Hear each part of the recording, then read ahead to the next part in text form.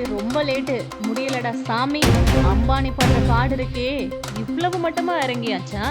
பிஎஸ்என்எல்லுக்கு இனிமே சுக்கிர திசைதான் என்று வரும் சமூக வலைத்தளங்களில் வரும் மீன்கள் உண்மையாகும் விடும் போலயே என்று சொல்லும் அளவுக்கு டெலிகாம் கஸ்டமர்கள் கியூ கட்டி பிஎஸ்என்எல் சிம் கார்டு வாங்கி வருகிறார்கள். இதனால் பயனாளர்களின் எண்ணிக்கையும் அதிகரித்து வருகிறது.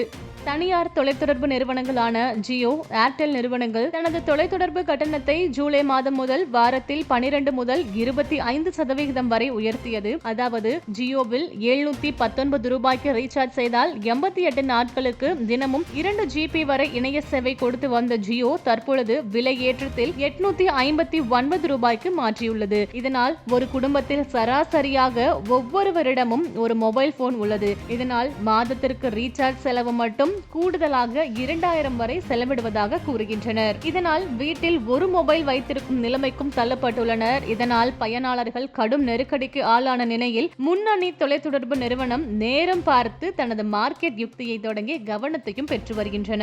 முன்னணி தொலைத்தொடர்பு நிறுவனங்களான ஜியோ, ஏர்டெல், வோடபோன், ஐடியா ஆகிய 3 தனியார் தொலைத்தொடர்பு நிறுவனங்கள் மாதாந்திர ரீசார்ஜ் திட்டம் தொடங்கி காலாண்டு திட்டம், வருடாந்திர திட்டம் என அனைத்தின் விலையையும் உயர்த்தப்பட்டுள்ளன. நாடு முழுவதும் அதிகம் பயன்படுத்தும் தொலைத்தொடர்பாக ஜியோ இருந்து வருகிறது. அதன் பின் தான் பாரத் நிறுவனத்தின் ஏர்டெல், வோடபோன் போன்ற சிம்கள் பயன்படுத்துவது அடுத்தடுத்து வரிசையில் இருந்து வருகின்றன. விலை ஏற்றத்தினை கண்டு அதிர்ச்சி அடைந்த பயனாளர்கள் இதனை சமாளிக்க பொதுத்துறை நிறுவனமான பிஎஸ்என்எல் பக்கம் திரும்பியுள்ளனர். பிஎஸ்என்எல் நிறுவனம் மட்டும் இந்த வரிசையில் தனது விலையை ஏற்றாமல் இருந்து பழைய முறையில் பேக்குகளை தக்க வைத்து வருகின்றன.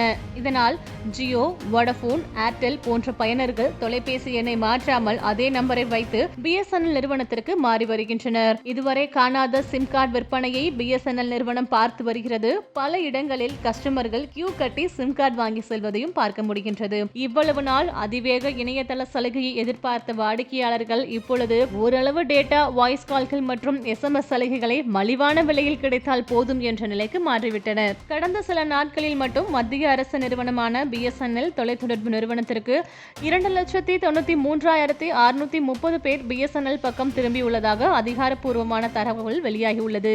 4G மற்றும் 5G நெட்வொர்க்குகளுக்கு மேம்படுத்தப்பட்ட பிறகும் பிஎஸ்என்எல் அதன் மலிவு கட்டணத்தை பராமரிக்குமா என்பது கேள்வியாக உள்ளது. ஆனாலும் தினமும் வாடிக்கையாளர்கள் பிஎஸ்என்எல் வாங்கி வருகின்றனர். இதனை கண்ட ஜியோவின் சிக்கனமான திட்டமாக ரூபாய் 129க்கு திட்டம் உள்ளது.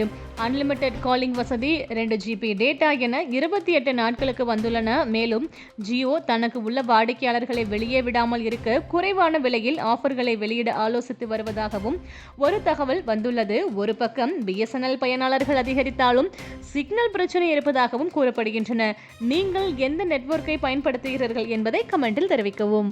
இதுபோன்ற முக்கிய நிகழ்வுகள், அரசியல் தகவல்களை ஆழமாக மாறுபட்ட கோணத்திலும் அறிந்து கொள்ள மறக்காமல் பாரத் மெயில் 24 பக்கத்தை பின்பற்றிக் கொள்ளுங்கள். உங்கள் ஒவ்வொரு ஆதரவும் இதுபோன்ற பல நிகழ்வுகளின் பின்னணியை அறிய உதவும்.